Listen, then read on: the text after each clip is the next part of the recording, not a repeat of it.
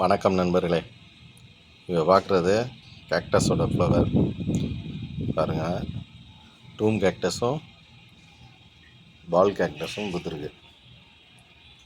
இது பால் கேக்டஸ். இங்கே பாருங்க, பந்து கண்டாவே இருக்கும் பார்க்க. அதோடய பூவும் எல்லோ கலர் தான் இருக்குது. டூம் கேக்டஸோட பூவும் எல்லோ கலராக தான் இருக்குது. ஆனால் இந்த பால் கேக்டஸில் பூவில் அந்த விதலோட கீழ் பகுதி பாருங்கள், வெள்ளையாக இருக்கும்.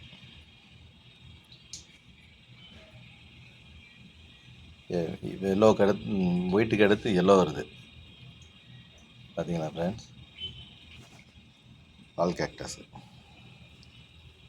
அதே இது டூம் கேக்டஸ் வரும், டூம் கண்டாக இருக்கும், தெரியுதா? இது பால் கண்டாக இருக்காது ஃப்ரெண்ட்ஸ், கீழே அரைவட்டமாக இருக்கும். இது பாருங்க, ஒயிட் இருக்காது, எல்லாமே எல்லோவாக இருக்குது. இவ்வளோதான் ஃப்ரெண்ட்ஸ். ஆனால் மட்டும் பிங்க் கலரில் இருக்குது. அது வாடினது, நேற்று பூத்திருந்த பூ. அருமையாக இருக்குது ஃப்ரெண்ட்ஸ். பாருங்கள், கேக்டஸ்க்கே ஒரு அழகு.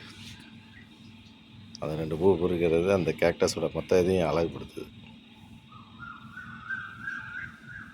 அருமை ஃப்ரெண்ட்ஸ். அப்புறம் நம்ம இங்கிட்டு இருக்கிற கேக்டஸ் மொட்டு சிறுசாகவே இருக்குது ஃப்ரெண்ட்ஸ். எப்போ பெருசாகும் தெரில, பார்ப்போம்.